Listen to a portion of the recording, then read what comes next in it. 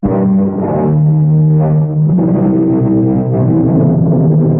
in. Welcome. I'm E.G. Marshall. In spite of all the books, the exposés, the articles that make patients think they are more knowledgeable than the doctors, the greatest mystery in our lexicon of science is still the human body. Murder, visitors from strange planets, the suspense of spectral visitors from the grave, none can compete with the simple but electrifying drama of the operating room. Ready, Dr. Schaefer? Ready, Dr. Marshall. Patients all yours, then. Scalpel. McBurney incision, sir? Up to you. It's what I'd use, but I'm not the surgeon. You are, Dr. Schaefer. There's nothing to be afraid of? Not on your sweet... no, sir. Well, then, why don't you begin?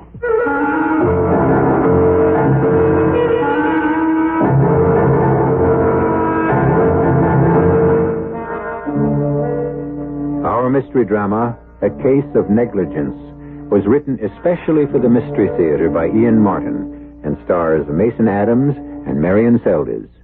It is sponsored in part by Sign-Off, the sinus medicines, and Anheuser-Busch Incorporated, brewers of Budweiser.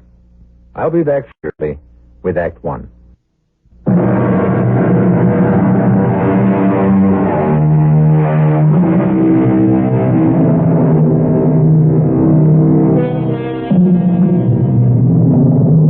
Time after time, I bring stories of death. Spirits that rise from the grave, murder in every conceivable form, the torture of a man or woman knowing they are doomed, death which comes, as it must, to all men. Death, the great mystery. This story is about those men most concerned with it and with life. The doctors, in particular the surgeons, and the hidden danger they face. It begins appropriately enough in the clinic of a typical community hospital. You sit right there, Spud. Dad'll be right back with the doctor. No big deal. I don't need a hospital. Cheer up. It's only an emergency ward. What you do, cut off hand? Get it caught in a cookie jar? Well, I guess you must have got roughed up by a tiger. No, I just got bit by Shadow. Who's that, a black leopard? A dog, Tommy. But he didn't mean it. Of course he didn't. Because dog is man's best friend. I'm only a little boy. A boy's best friend, too. Then they won't do anything to him. Oh, no, why should they? When he didn't mean it. You get bit, too? No. Just indigestion. Something old men get. I don't like to step out of line, Dr. Downing, but, with this sort of thing, it could be... I quite understand, Mr. Pollock. Of course we've had no cases of rabies reported. It was a neighbor's pet, but just to make sure... Excuse me. Are you Mr. Clay? That's me, ma'am. I'm Dr. Downing. If you're not in any discomfort, this little boy's father is quite concerned about... I know, Doctor. Don't you worry about me. I'm used to living with pain after 75 years. You tend to Spud. And don't be too hard on Shadow. Shadow? Party of the second part, the dog. He didn't mean to do it. If you'll take Spud into the first booth there, Mr. Pollock. Come on, son. We'll get you fixed up. Come on. Thanks, Mr. Clay. Yeah, got a grandson of my own. Know just how the boy feels. I'm in no hurry. Well, we'll try not to keep you waiting too long. I'm all right.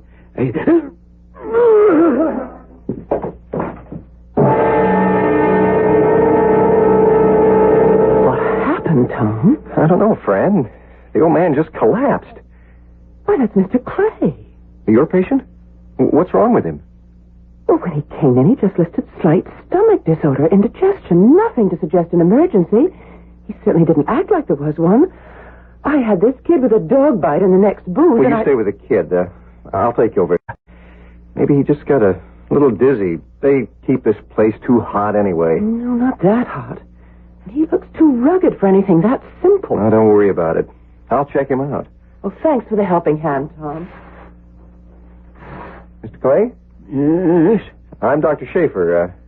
Feel up to a few questions? Sure. I'm all right. Not quite. You just passed out. Well, almost. Oh, I had a bunch of cherry stones for dinner last night. Dug them myself. Must have caught a bad one.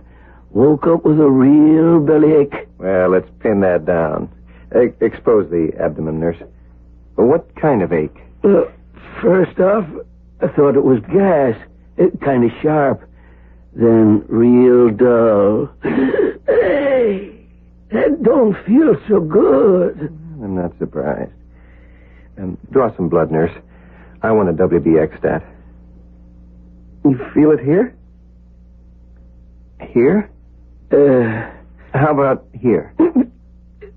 That's mighty tender. Mm-hmm. Well, let's get a little history on you. Okay, nurse, get me that blood count. Green light. You live at 17 Oakwood Lane, Mr. Clay? Well, that's my home. Right now, I'm on the Janie. The what? My boat. Named after my wife. God rest her soul. A sloop rig built to myself. Well, how about that? You live on it alone? Yep. No family? Oh, yeah. Got a son, Dan. And his wife, Doris. And my grandson. They live in the house. Well, who sent you here? If you mean a doctor, don't have one. Never need one. Never get sick. You have a cold now? Thought I shook it, but it hangs on. It'll go. But you haven't seen a doctor for it? Nope. Salt and soda, mustard plasters, and a steam kettle. Got me over every one I ever had. This one, too. Do you have a family physician? Told you, nope. Guess that makes you my doctor. I wish you'd lay off pressing on my belly. Sure does hurt. I'm sorry. I'm surprised you were able to move around as much as you did. How did you get to the clinic? Drove. I was in town for supplies. Then driving back to the boat right near the hospital. I got a real Jim Dandy. Doubled me right over the wheel. Mm-hmm. Figured I'd better have someone take a look at it. You figured right. You know what's wrong with me, don't you, young fella? I can make a guess. Acute vermiform appendix. That mean an operation? The way it looks, I'd say yes. May I have the phone number at your house? Why? Just to notify your son and daughter-in-law. Don't bother them, unless you think I'm going to kick off. The appendix isn't that much of a deal today. Well, even if it was, I don't think they'd worry anyways. Oh.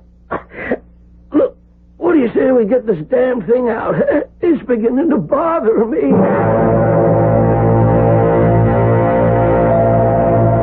It's just superficial, Mr. Pollock. Keep the bandage clean and dry and come back next Friday. But supposing that dog had rabies? The dog will be checked out by the Board of Health. Right. If there's the slightest chance he has rabies, Spud will need shots, but there's no need to worry about that yet. Okay. We'll see you Friday. Well, isn't Dr. Giannano in attendance? A colectomy. And he won't be out for at least 3 hours. You better notify Dr. Marshall and have him schedule someone. I know that appendix has got to come out. What? Yes, Clay. C-L-A-Y. C as in Charlie, which happens to be his first name. Oh, so that's what was the matter with Mr. Clay. Are you admitting him as a ward patient? I got to. He's in through the clinic, and he has no hospitalization. I tried to reach his son. He's in court arguing a case, and the son's wife is at a bridge game somewhere. No family doctor? Nope. Says he's never been sick a day in his life. I can believe him. Oh, the old boy is as hard as nails. Well, I've got to get a more detailed history on him. Do you have to know all this guff about me? Well, you never know when it might come in handy. And it fills in the time while I'm waiting for your blood count. Let me see now. All the kids' diseases, measles, German measles, scarlet fever. Never had one. Any allergies? No. Have you ever had a bad reaction to penicillin or aspirin or... None. Unless that's one. That's your cold. Oh, that ain't what's bothering me, son. It's the pain in the gut. Oh, the blood count, nurse. Good. Let's see. White blood count 15,000. Oh, that clinches it. Get him undressed and we'll start to prep him. I'll be right back. You look kind of grim, Tom. Yeah. You got any consent forms in your desk, Franny? Sure. You going to operate? Before that appendix pops. I meant, are you going to operate? Me? Are you kidding? No. You're a surgical resident now, aren't you? Well, sure, and I've assisted at enough surgical abdomens to do any of them in my sleep, but it's up to Dr. Marshall to give me a nod, and if you think that GI ship-cracking tough son of a... Forgive my big mouth, Fran. I got to remember not to open it around the hospital. I hope you remember to forget.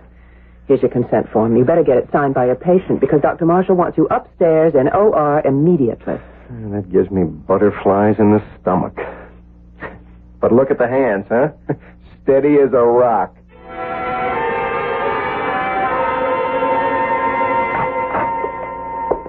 Well, Dr. Schaefer, you took your own sweet time about getting here. Well, as fast as I could, sir. I had to get a consent form from the patient. Did you get a history? Here, Dr. Marshall. Oh. Bit sketchy. What's the best I could do?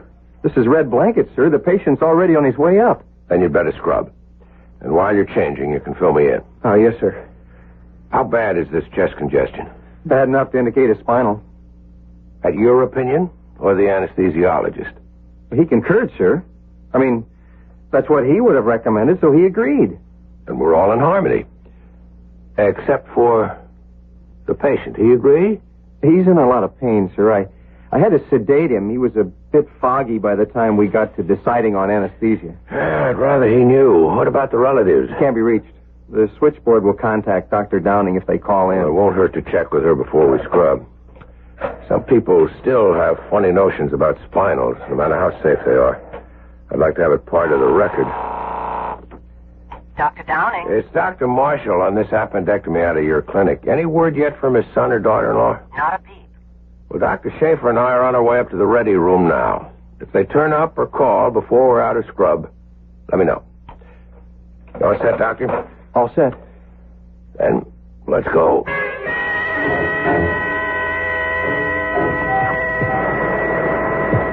Gloves, nurse. Sir? Yes, Dr. Schaefer. Excuse me, Dr. Marshall, but you think there's anything wrong about this case? Not at all. Why? Well, I don't know. I just had a notion you... forget it. No, you're right in a way. When I found we were so short-handed, I thought this case might be the perfect one to let you get your feet wet as a surgeon. Well, I'd like to, if you give me the chance. Think you can handle this, Schaefer? Oh, yes, sir. Yes, sir, I do. I can promise you won't be sorry. Very well. The patient is yours once the anesthesiologist hands him over. May I have the patient, Dr. Davis? Thanks. Scalpel. McBurney incision, sir? Up to you. It's what I'd use, but I'm not the surgeon. You are, Dr. Schaefer. There's nothing you're afraid of? Not on your sweet... no, sir. Now, why don't you begin? Geronimo. Clamps, please. Good. Face your scalpel.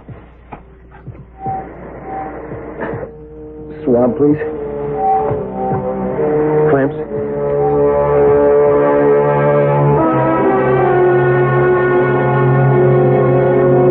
How'd it go, Brian? No problem.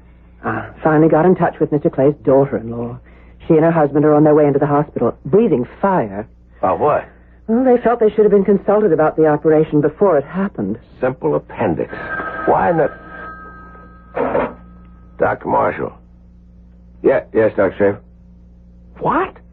Respiratory failure. Why didn't you tell me sooner? No, I'll be right up. Mr. Clay? Yes.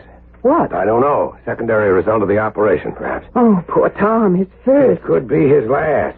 I just have a miserable hunch your brother and I are in for a rough time. I hope we can keep you out of it.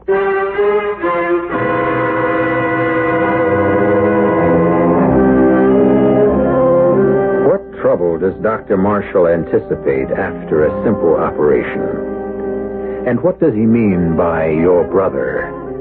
And why, without the threat of murder or violence or any superhuman agency, does the shadow of death and mystery suddenly unfold its shadow over the people we have met and are still to meet? I'll return shortly with Act 2.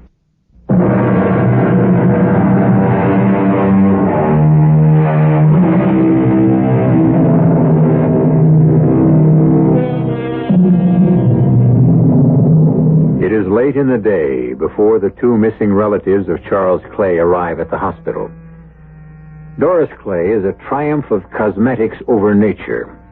But if you look closely enough, the eyes are small and agate hard, the turn of the mouth downward and mean. Her husband Dan is heavy set, not with muscle, but by indulgence. His air of arrogance and assuredness is the armor he wears to cover his weakness.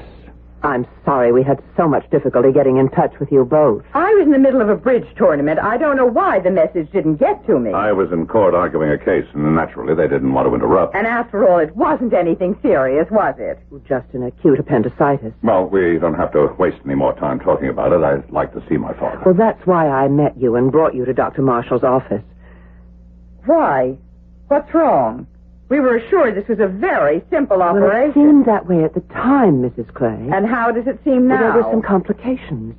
If you'll excuse me, I'll let Dr. Marshall, the surgeon, and our chief of staff explain. I'll have him paged, and I'll send him right down. Well, isn't this just a dandy little mess? Take it easy, Doris. Take it easy. You should have been here to talk to your father before they operated. I was in court. I couldn't walk out in the middle of a case. But you could have walked out in the middle of a bridge game. I'm not his child. You are. I couldn't have persuaded him to change his will back. And even if I could, he'd have insisted on seeing you before he took any legal steps. You know that. Do I? He didn't consult me when he cut us out of his will. Well, he was angry at us then. Thank heaven enough has happened since that we're back in his good graces. We hope. Well, if we aren't, it's no fault of mine. I did everything I could to butter him up. I gotta give you credit for that. Damn well right I did. Letting David spend half his time on that smelly old boat, cooking his clams and his seafood, even feeding that mangy old dog of his. Ugh, I could throw up when I think of it. But it may prove to have been worth it, baby. Even letting David bring that miserable apology for a dog back into our nice clean house because... Dan. What, dear? You said may have been worth it. Oh. When you had that talk with him day before yesterday, and you said he was coming home, you said he was going to change his will again yesterday, did he? I guess he didn't. What do you mean you guessed? His lawyer called me this morning while you were still asleep. He never kept the appointment. My Lord, you know what that means?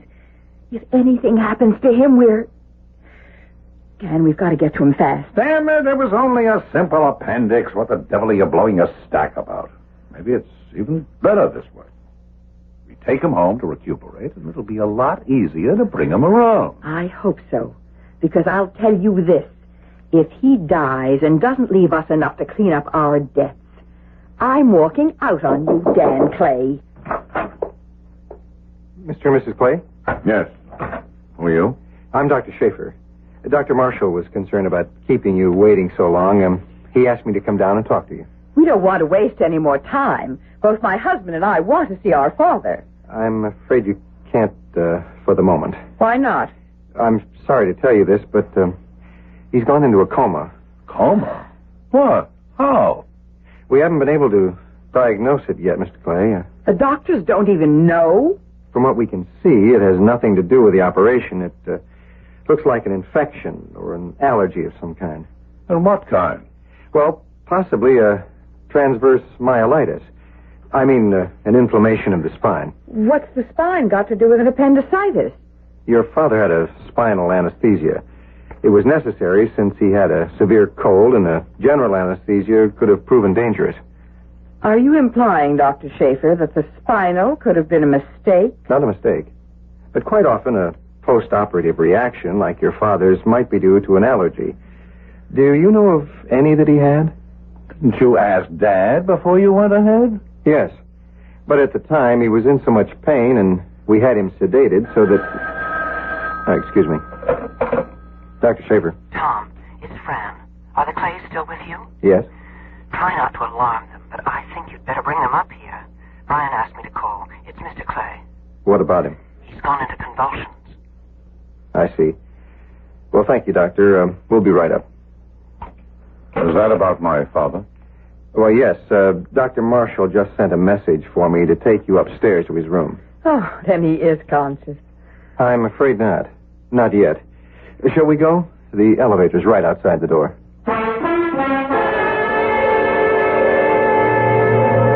You were asking about allergies, Dr. Schaefer. A question, of course, you should have asked my father. I did. He said he had none. That he'd never been sick a day in his life. Just a big front he kept up.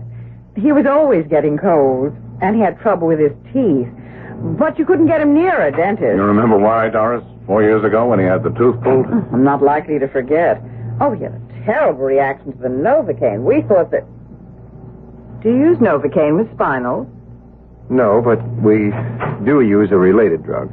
And you didn't ask my father if he was susceptible to it? Mr. Clay, your father denied having any allergies. But you didn't check further. We tried to reach both of you, but we couldn't, as you know. And it was an emergency. Seems to me it still is.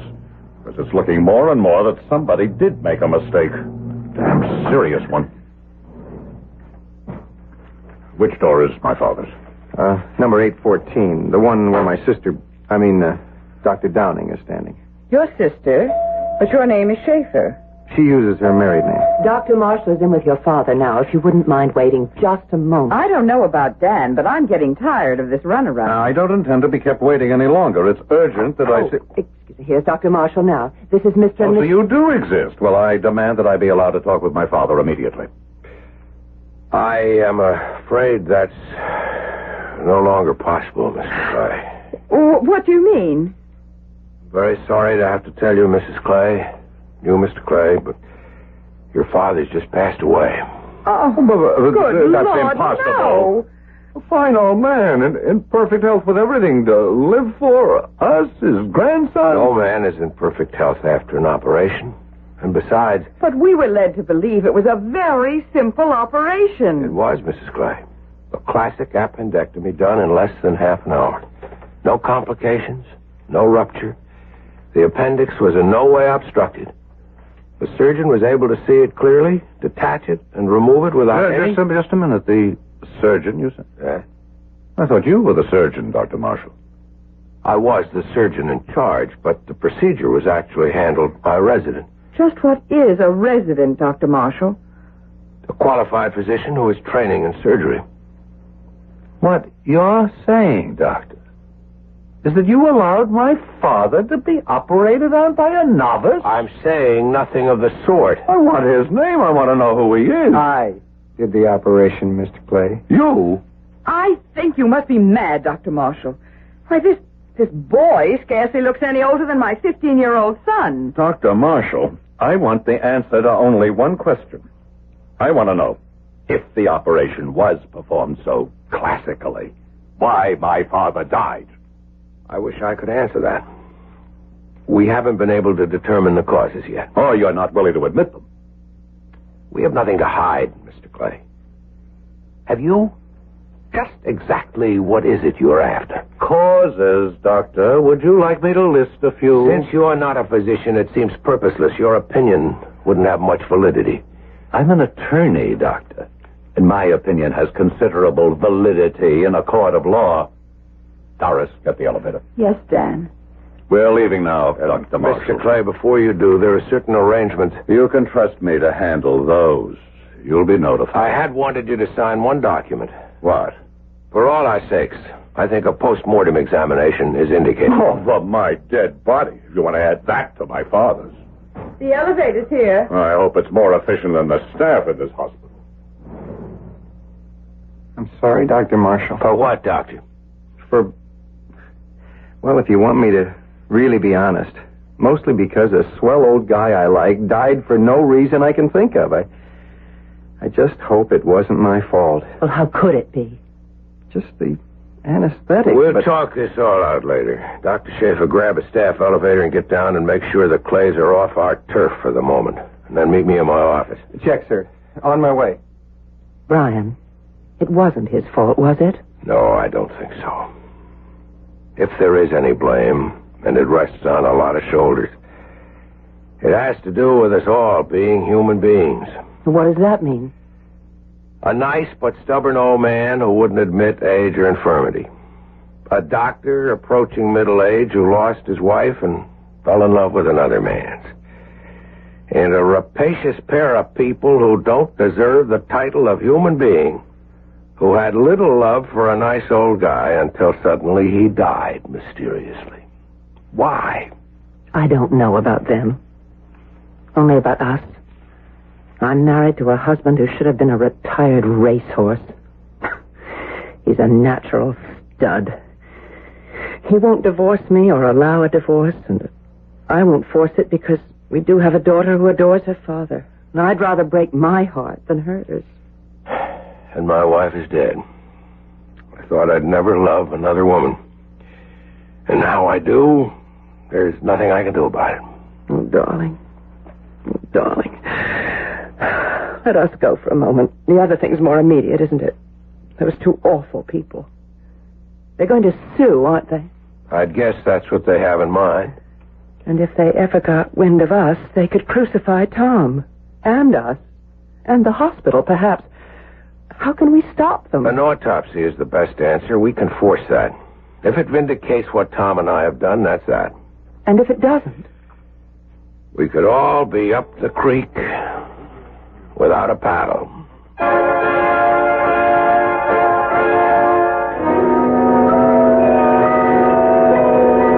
The Doctor's Dilemma.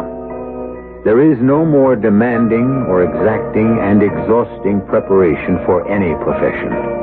But there is still a small percentile of accident no human being can possibly foresee or devise against. Man proposes, but God still disposes. I'll return shortly with Act 3.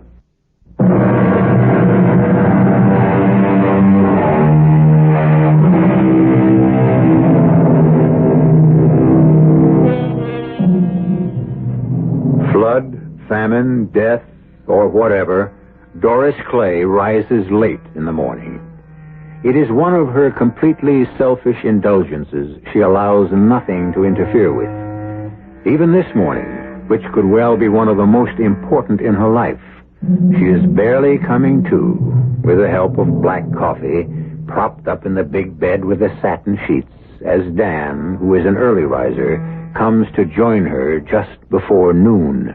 Oh, you look like the wrath of God. I feel like it. My nose isn't any good. I got the Chapman, Dad's lawyer. Fat old fool. But I've seen the will. And? The bulk of his estate is left in trust for David.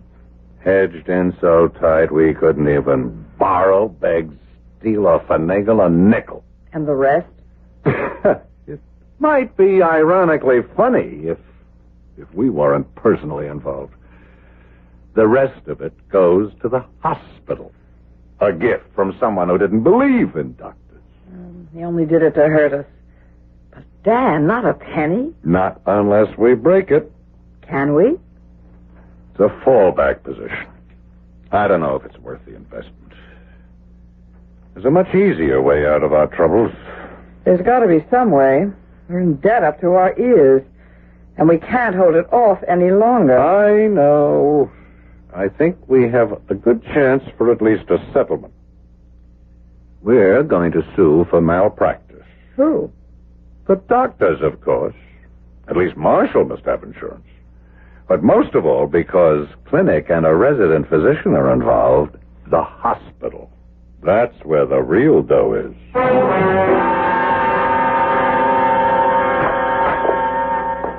Come in, Dr. Marshall. You know Mr. Clay. Yes, Mr. Wyatt. Mr. Clay is here at my instigation to see if we can't smooth out our differences amicably. I see no reason why we can't. I'm certainly reluctant to damage the reputation of this hospital for just one tragic mistake. If we can keep things quiet. What are you getting at? Well, until he sold out a little over a year ago, my father was Pioneer Furniture. One of the wealthiest and most influential men in the state. If the papers should pick up any hint that his death was, headlines, sell newspapers. Pick up what? There's no story for them here. Oh, isn't there? Even you doctors admit my father's death is an enigma. Doesn't have to be. If you want to render more than lip service. What does that mean? Give us permission to perform an autopsy. Haven't you mutilated him enough? You say you don't want to hurt any reputations, but you don't want to protect them either. I want my father to rest in peace. Mr. Clay, we're both lawyers. Why fight an autopsy? You know, under the circumstances, any court would grant an order to perform one. My object in coming here today was to keep this out of court. Meaning you want a settlement. Well, the wrong has been done. You can't prove that without an autopsy. It is the truth you want, isn't it? Of course. All right. Give me the paper and I'll sign it. How soon will we get results? By tomorrow morning. No. Very well. Then we'll know exactly where we all stand.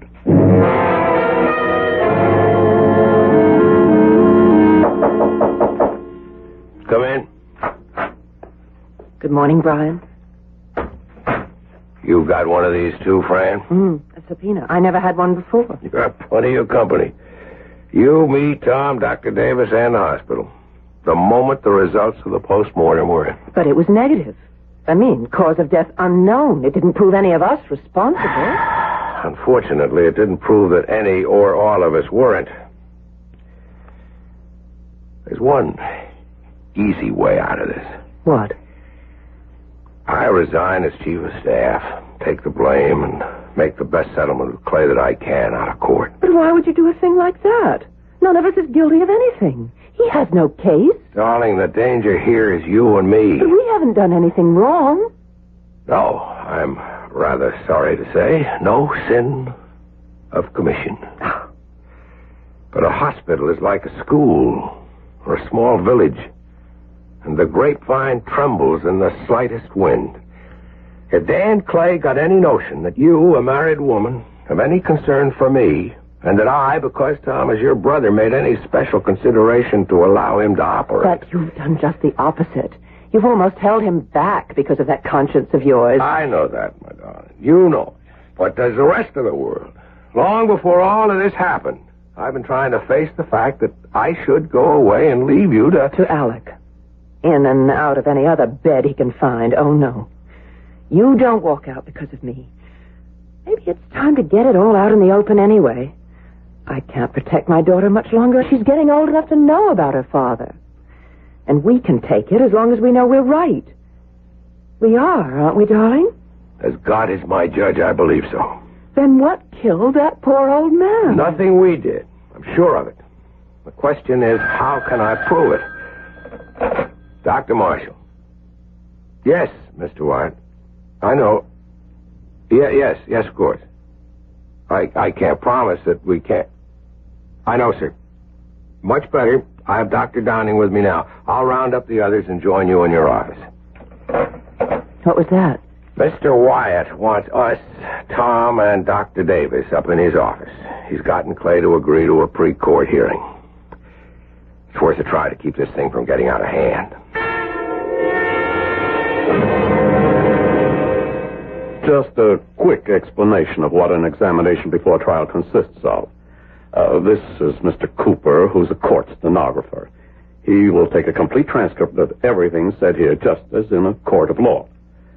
Though there is no judge present here, everyone will receive the full transcript, and you'll be bound by oath to whatever statements they make. All right, Mr. Clay. Thank you, Mr. Wyatt. Dr. Downing, you admitted my father to the clinic? I signed him in, yes. Did you bring a copy of the roster for that evening as requested? I did. Was there a patient named Spud Pollock on that roster? Yes. But according to this, he was 1, fourth in order after Charles Clay, and yet he was taken ahead of him. Well, the child had been bitten by a dog. It was an emergency. And an acute appendix is Well, not. at the time, I wasn't aware that... How could you be, since you hadn't asked? I submit that it was gross negligence for you. Negligence has not been established. Let it also be noted that Charles Clay did have an acute appendix and subsequently died the very next day. Now, as I understand it, Dr. Schaefer, you were the one who diagnosed acute appendix? I did. And you recommended an immediate operation? Correct. For which some form of general anesthetic is used? Not in this case. The patient appeared to have an upper respiratory infection, so Dr. Davis, the anesthesiologist, and I agreed that a spinal was the safest to use. Did my father sign a consent for the operation? Yes. And he was told about the spinal? At the time he signed the consent, it had not been decided on. So he was never told? Well, he was in great pain and under sedation by the time it was agreed on. Were you aware that Mr. Clay was allergic to Novocaine? I asked him if he had any allergies. He said no. Just general allergies or what, Doctor? There wasn't time to go into it in detail. There was risk of the appendix rupturing. If an appendix ruptures, is it usually fatal? Not by any means. But in this case, it didn't. Still, the patient died. Why? Do you know? You know we don't.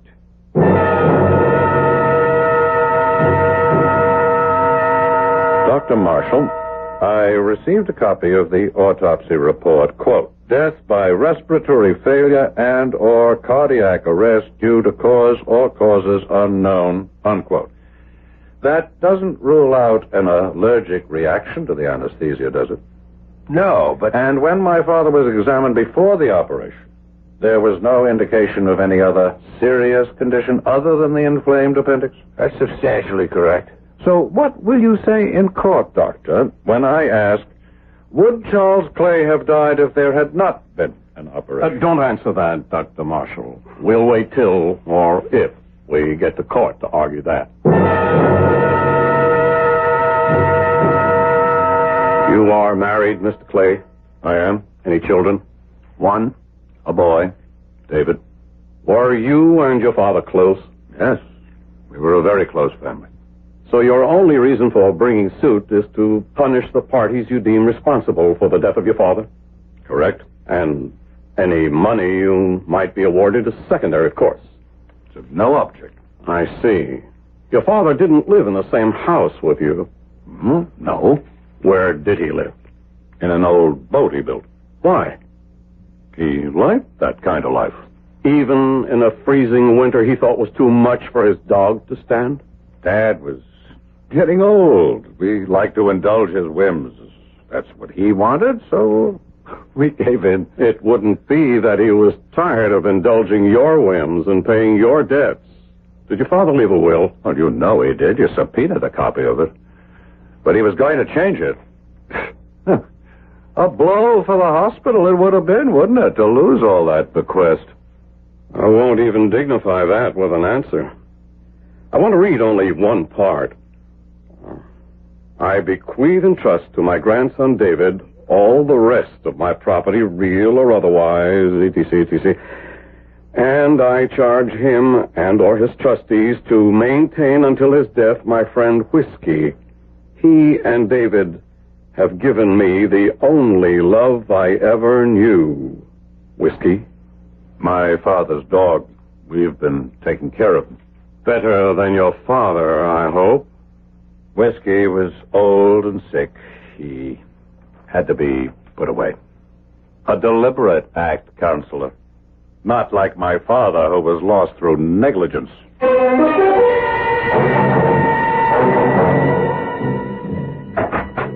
What is it, Brian? Are we alone? Yes. I just came from a long talk with Wyatt. I've handed him my resignation. Oh, no. Why? The only way. Wyatt had Clay backed against the wall at one point, and he really opened up and threatened to fight dirty. He's so desperate. He'd ruin Tom's career and yours. Mine? His wife, a prize harpy, and also something of a swinger. Apparently knows your husband. In return for all the phony dirt he could hand her about us, she promised to make sure they discredit you enough in an open trial so he could get custody of your child. Well, I'm not going to let you sacrifice yourself for me and Tom. It isn't only that. The old man did go into convulsive seizure before he died. Now, with that in the books, and considering the vicious, rabid prosecution Dan Clay would put on in court, the press coverage... Rabid? What is it? That kid with the dog bite. Charles Clay's old dog. Francis, maybe I just found the answer. We've got to have another post-mortem.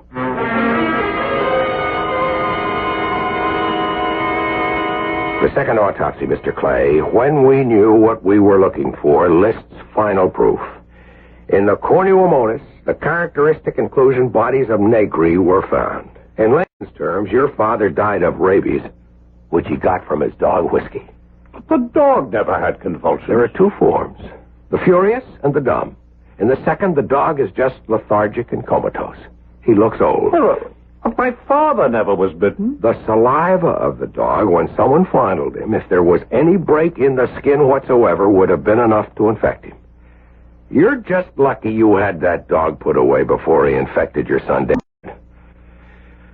Now, get out of here before I give you a valid case to prosecute. Assault and battery.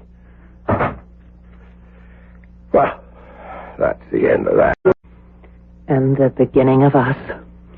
What do you mean? Oh, I'm just realizing that I'm the one who's really guilty of gross negligence. Brian, my darling, you think you can forgive me? I don't know. I'll spend a lifetime trying.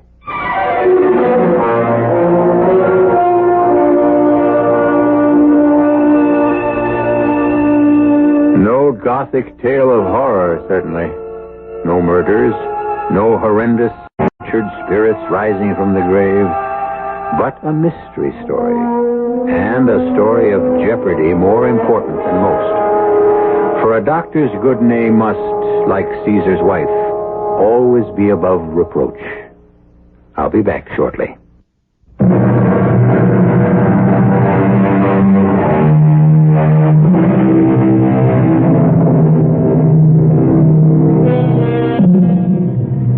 A few footnotes to a compelling story. First, that the doctors were vindicated. Second, to applaud the depth of a surgeon's knowledge that enabled him to make such a rare diagnosis, once he had the facts. Last, a word about old Charles Clay. Though today, rabies, if caught in time, can be cured, once the symptoms develop, death is inevitable. So, somewhere, Charles can perhaps take heart, knowing his death achieved one thing. It brought a happy life to two people who might have let it slip through their fingers. So, at the end, this was a love story. Our cast included Mason Adams, Marion Seldes, Bob Caliban, Alan Hewitt, Hetty Galen, and Gil Mack. The entire production was under the direction of Himan Brown. And now, a preview of our next tale. With shaking hands, I measured a very small portion in a cup of hot water and took it down the hall to my uncle's bedroom. It's all right, my dear. I wanted to spare you for a little while, but you'd see it. Sooner or later. I couldn't believe I was seeing it then. The walls and floor were black, and so was the big bed with a prow like a Viking ship. My uncle looked like a ghost propped up against those white pillows. And thank heaven, John had warned me, because there on one side of the bed was that coat rack thing from which dangled a full-size skeleton. Don't be frightened, my dear. You'll soon get used to everything around here.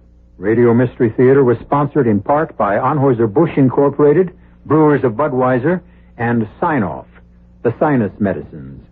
This is E.G. Marshall inviting you to return to our Mystery Theater for another adventure in the macabre. Until next time, pleasant dreams.